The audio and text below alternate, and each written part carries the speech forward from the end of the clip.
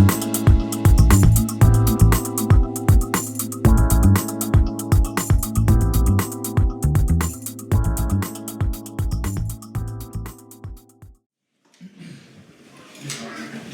evening and welcome to the American Labor Museum. My name is Evelyn Hershey and we are very happy to have all of you here this evening for our first and hopefully not our last Pride Night. It is June 12th, 2024 and we are here for a special presentation, a Q&A, discussion, and open mic for poetry. Pride Night, a history and poetry celebration this evening is a program co-sponsored by the American Labor Museum and by Wayne for Change, an organization in Wayne, New Jersey. The program features a presentation on queer history and culture with a focus on poetry by Akira Albar Club, historian, activist, and a founder of Wayne for Change. The presentation will be followed, as I mentioned, by a Q&A, discussion, and an open mic for guests to recite a favorite poem, even one of their own, if you're a poet. Pride Month, as you may know, is an annual celebration of the many contributions made by the LGBTQ+ community to history, society, and cultures worldwide. In most places, Pride is celebrated throughout the month of June each year in commemoration of its roots in the Stonewall riots of June 1969. By the time the Stonewall riots ended on July 2nd, 1969, the gay civil rights movement became front-page news worldwide. This program this evening is made possible in part by a grant administered by the Passaic County Cultural and Heritage Council from funds granted by the New Jersey State Council on the Arts. And without further ado, I would like to welcome to the podium Akira Albar.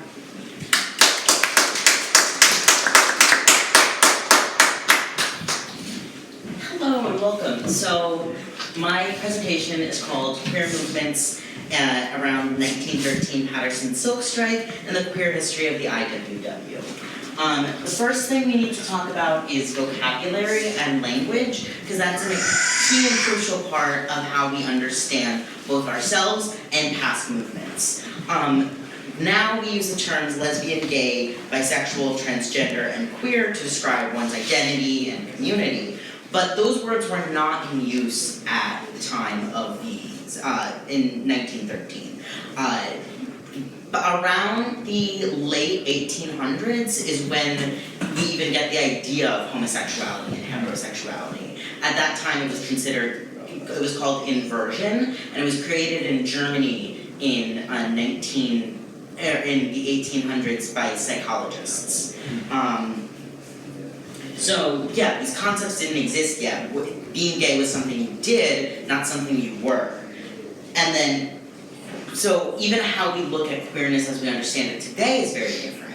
One of the main key things that we think of as being an expression of sexuality is sex. But we can't look at the past and understand did these people engage in those acts or really understand a lot about that.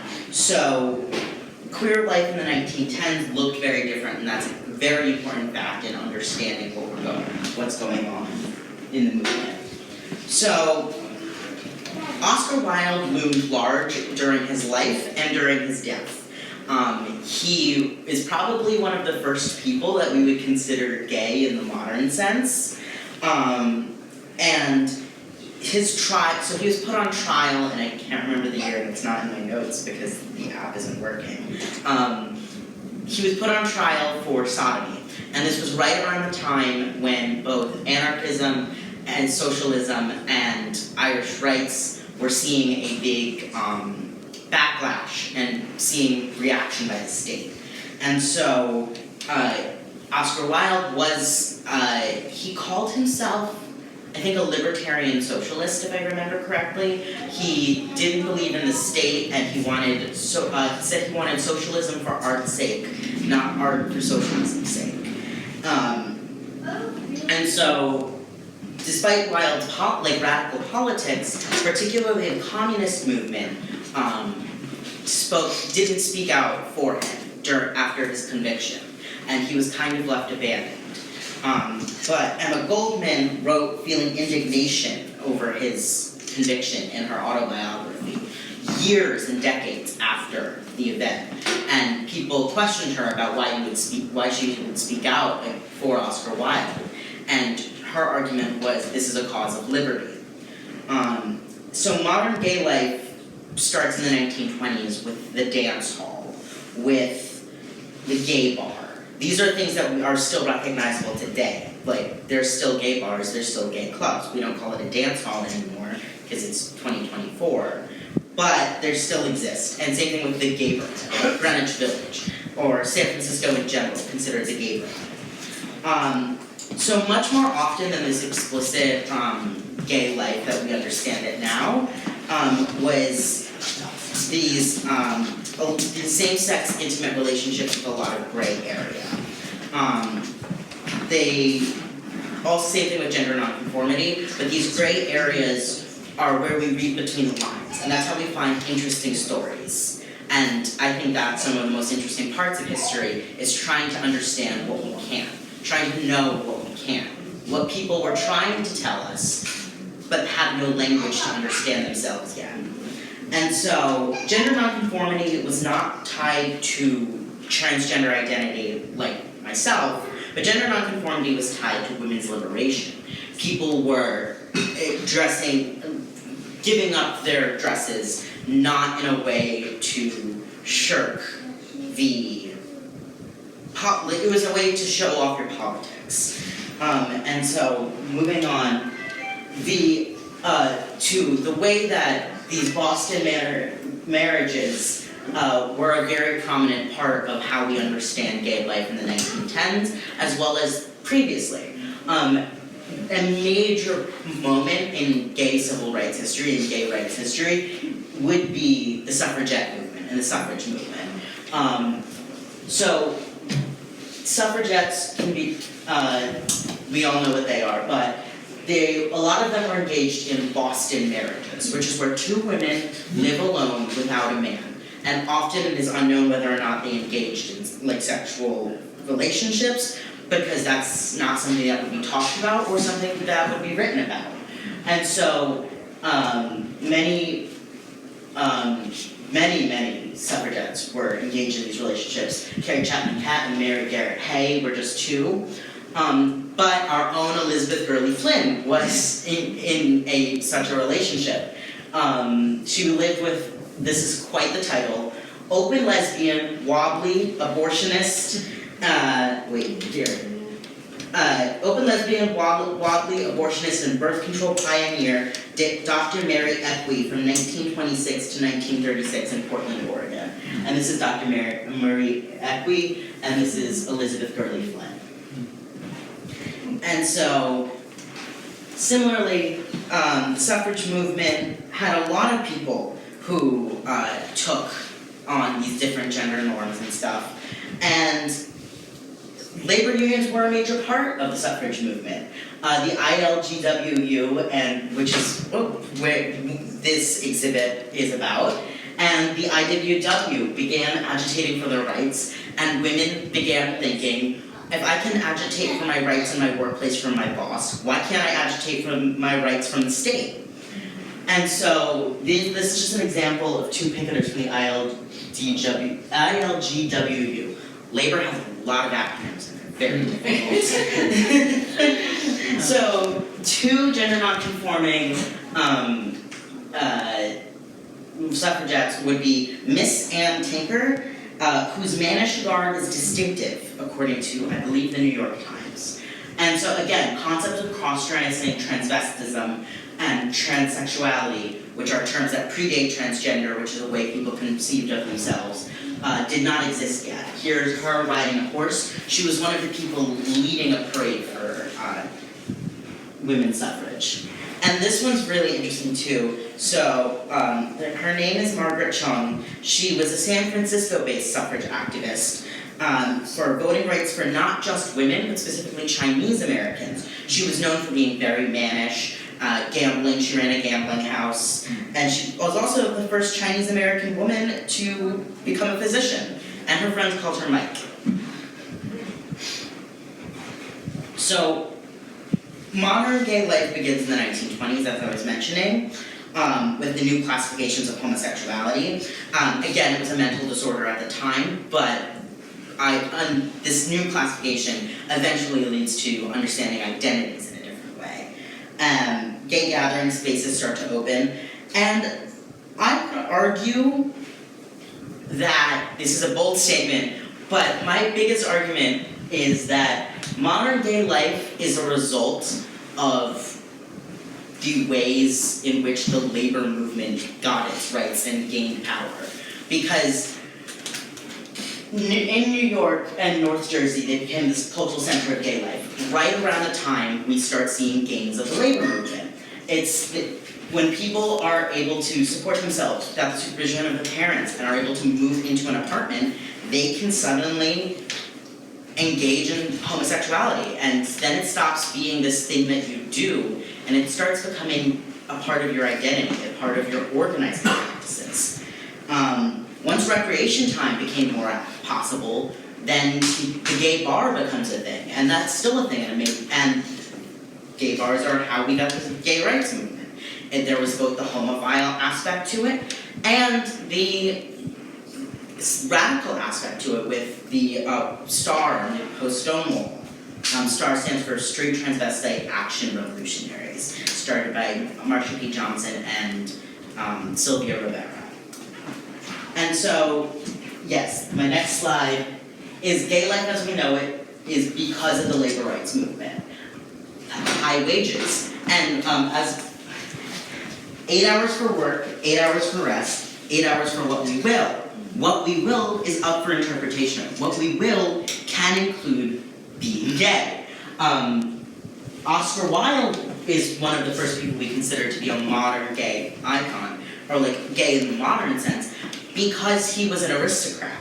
He had access to money and wealth and free time that allowed him to participate in what we consider modern gay life. But once it spreads to the working class, it stops being just about enjoyment and sexuality. It starts being about identity and starts being about the ways in which we can organize and gain rights.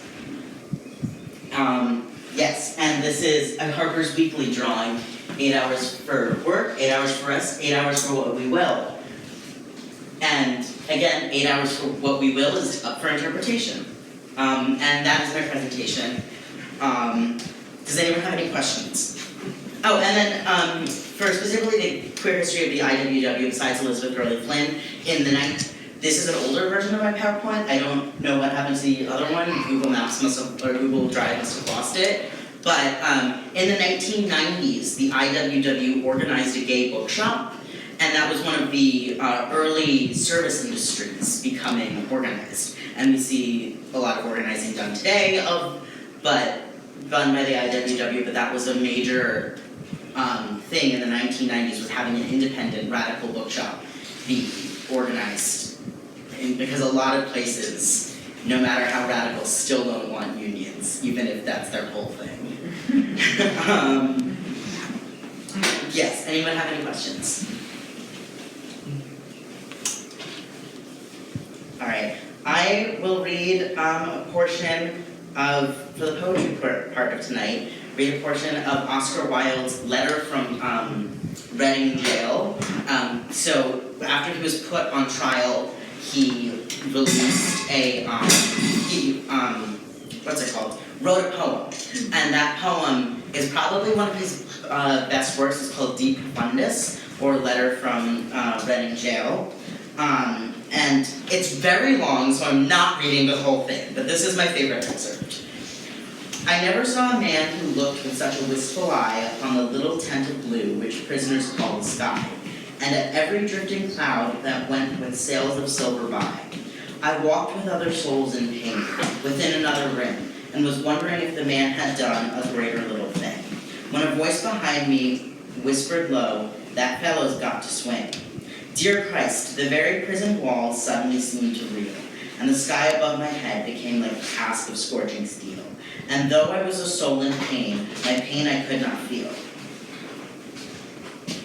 I only knew what haunted thought, quickened by his step, and why he looked upon the garish sky with such a wistful eye. The man who had killed the thing he loved, and so he had to die. Yet each man kills the thing he loves. By each let this be heard. Some do it with a bitter look, some with a flattering word. The coward does it with a kiss, the brave man with a sword. Some kill their love when they are young, and some when they are old. Some strangle with the hands of lust, some with the hands of gold.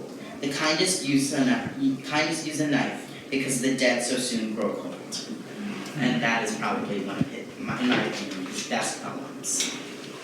What year was that? That was shortly, Around what year? De Profundis was written in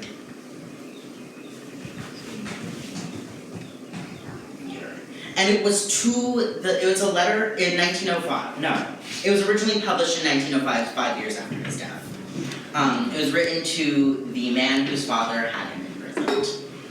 They had the man whose father had him imprisoned was because he had a relationship with that person, and then his father got mad and accused him of sodomy, and Oscar Wilde took him to trial for defamation, and then quickly that got turned around on him, and he was put on trial.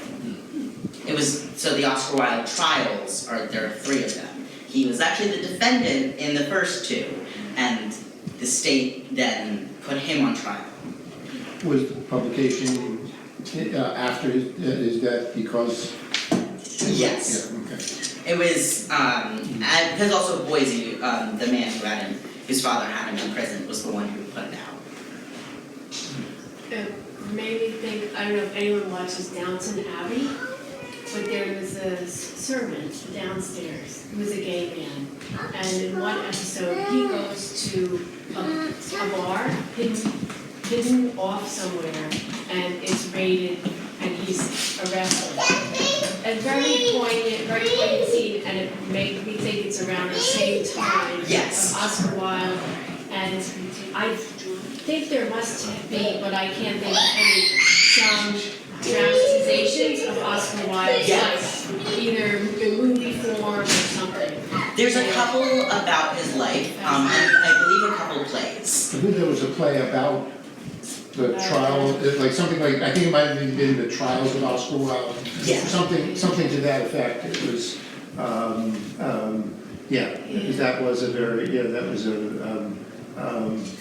extremely high profile thing. Yeah. It was extremely high profile. W.E.B. Du Bois, this was just the shorthand of the time, when he was kind of pressured into firing when a coworker or someone who was working for him who was gay, he fired them and he regretted it the rest of his life, and even towards the end of his life he put, I had not yet known the trauma or the tragedy about Oscar Wilde, and that was decades after Oscar Wilde's death, because he dies in 1900, and W.E.B. Du Bois dies the day before the March on Washington. That's quite an impact. Yeah, he lived a long time. I think he was 95, but and then Oscar Wilde. It was just the shorthand at the time. If you want to talk about somebody who was persecuted for being gay, you would just use his name, which is interesting because now he's kind of been sanitized to where he was just a witty guy and Yes. you use him for his quotes. But he was a very radical man. He was very Irish, very pro-Irish independence, very pro-socialism, very pro a lot of different things. And that's kind of been whitewashed for this more witty version. And the wit is there. He's still that person. It's just people are more than one thing at one time. Yeah. History always does that. Does anyone have any other questions or would like to share something? What led you to, sharing about your knowledge of this time period? Well, I run a Pride organization called Waiting for Change. We did a Pride Festival last weekend.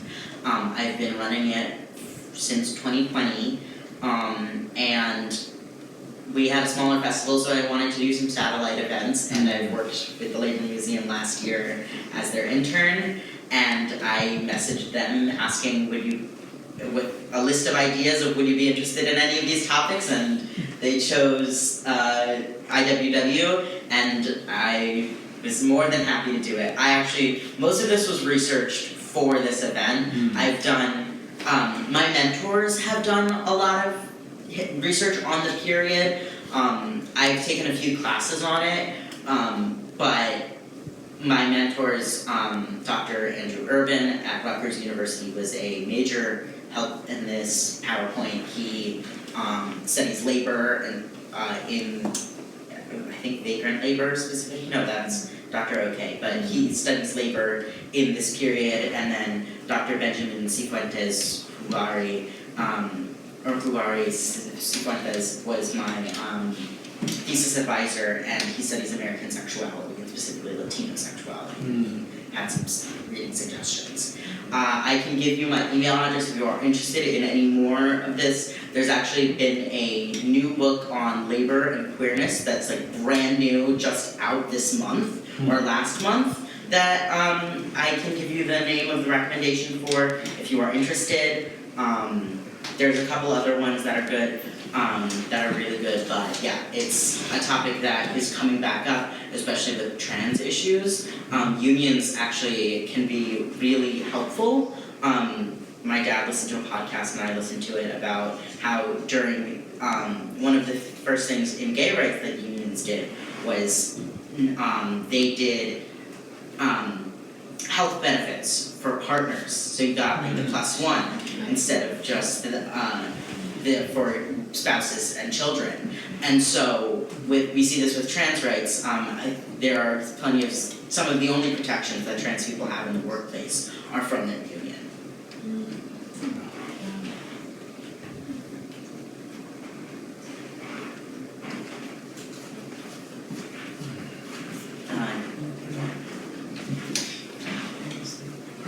If you like this style of artwork, there's a great book on Puerto Rican history that is all in this art style. It's called The Puerto Rican War, I believe. It's all woodcuts. It's an absolutely wonderful book. Do you have the name of the one that you just mentioned? Yes, If you could share that, being this will be on YouTube. Oh, that's right. Yeah.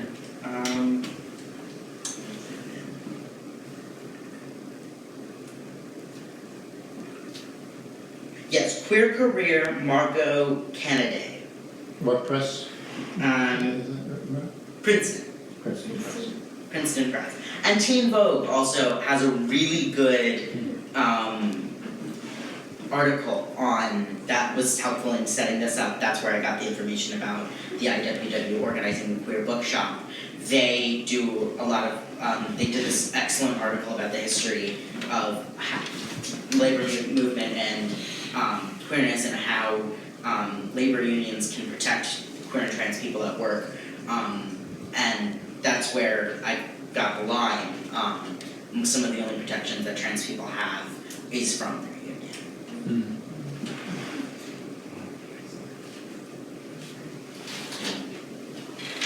Are they shop stewards and union leaders as union members? Actually, from that podcast that I was talking about, Do they have? this is an amazing coincidence. There is a gay man that was also a historian, Uh-huh. because he had a great major in history in college, and then he became a flight attendant. But he, I guess, was raised by somebody that was a union organizer.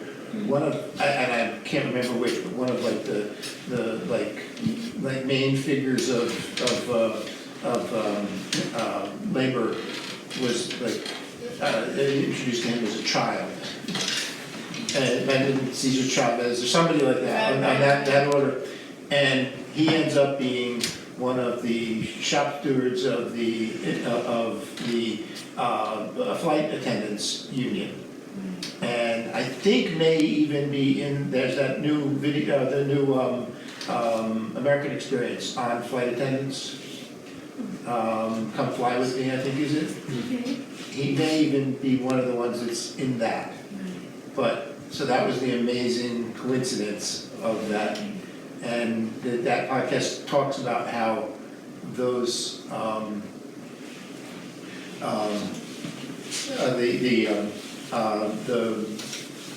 guess one of the airlines was in the gay parade in San Francisco when they still weren't doing the +1.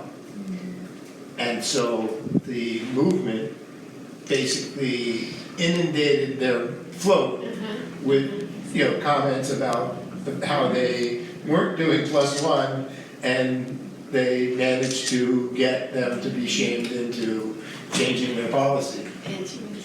And but it's like a super amazing coincidence.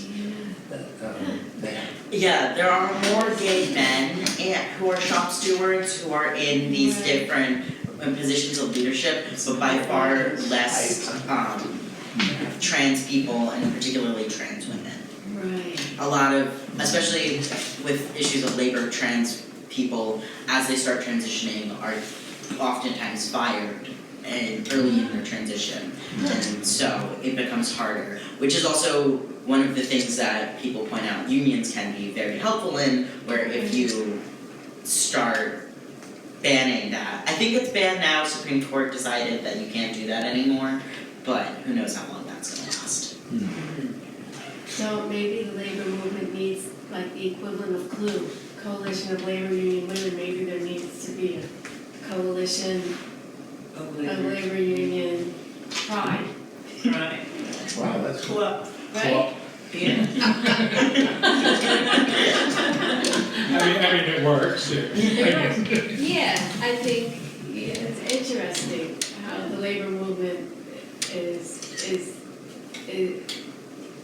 really gains new life from outside of itself, from things that, my mom would say are not the mainstream, but people in the labor movement sometimes are hesitant or turn away, but then in the end, they recognize once they embrace the new path that it was the right thing to do, and holding back was the wrong thing to do, when they look back. Yes. Always interesting. Yeah, very cool, yeah. Yeah, so if anyone else is interested in talking more or other recommendations, let me know. You can always contact me through the Labor Museum, and I'm more than happy to help with talking about new issues or finding new books. So. Did you mention the name of the person who does the podcast that you and your dad listen to? Dad, can you pull it up?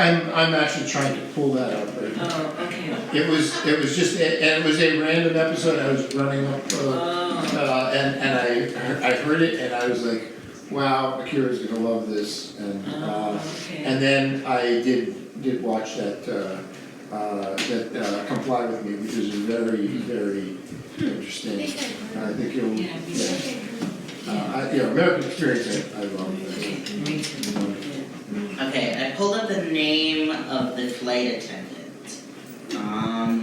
Once I get to it. Nope.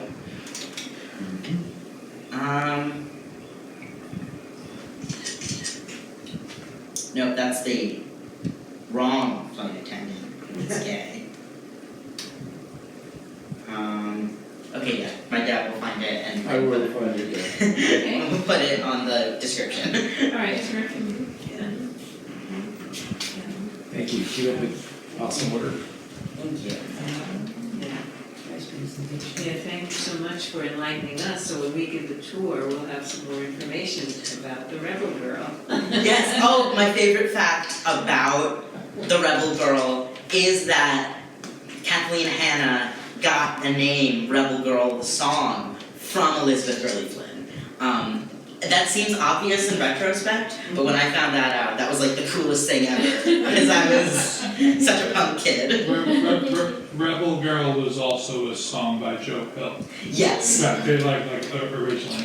Yeah, a real quick thing on the topic of Elizabeth Gurley Flynn. She was in prison in the 40s, I think it was, right?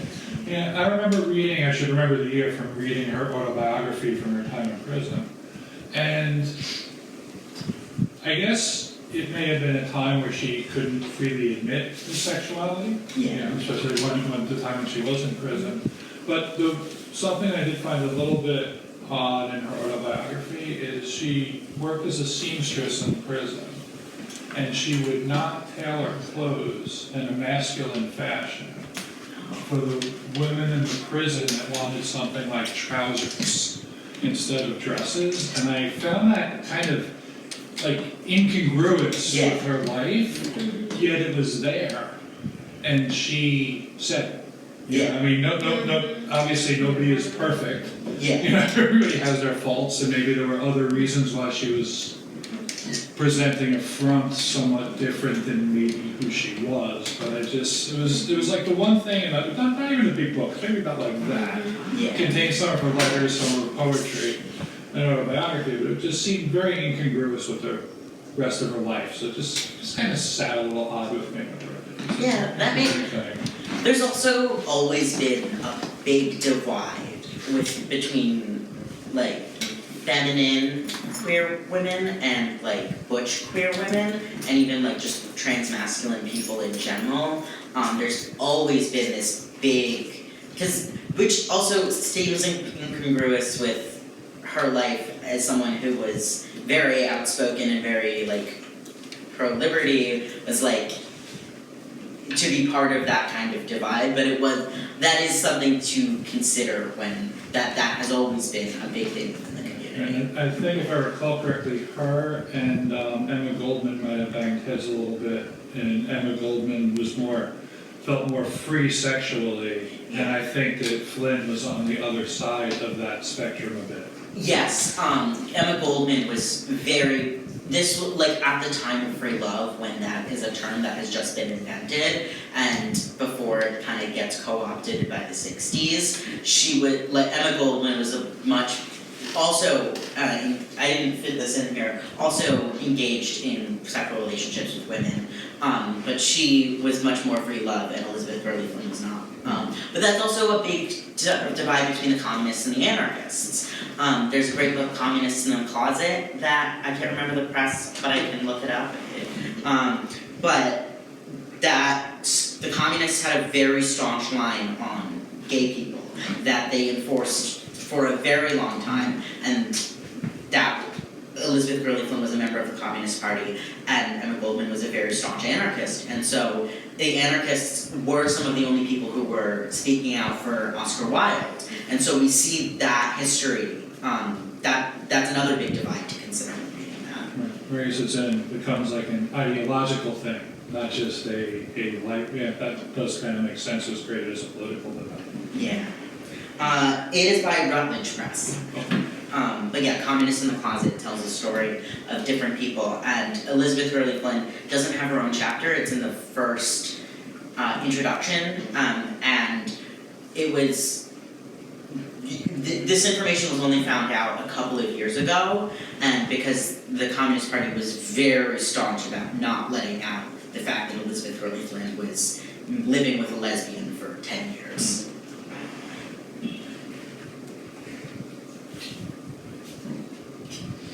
Anybody know if Mother Jones had any impact in this history? I don't know. That's a little bit before. That is still during the time. I looked into it a little bit, but that's a little bit difficult because that is still when gay is a thing you do, not a thing you are, and like even the concept of homosexuality and heterosexuality hadn't yet quite been there. But yeah, also it's really difficult to Google because of Mother Jones the magazine. Right. Yeah. So when you try 95% of magazines. A lot of pages. Some things you just can't look up. Yes. And even I used the Rutgers database, and that I used her first name, and still because they have when you look up Mary Harris, what comes up is Mother Jones. So then it inputs the magazine, so it's just not Googleable. That's I am trying. It is. I'm gonna read the Mother Jones biography one of these days, but that thing is so thick. Once I get to it, then I'll put it in the presentation. Start with the Flynn one, it's only about 200 pages, I think. I read the Rebel Girl before. Actually, my dad and I were just talking about this too.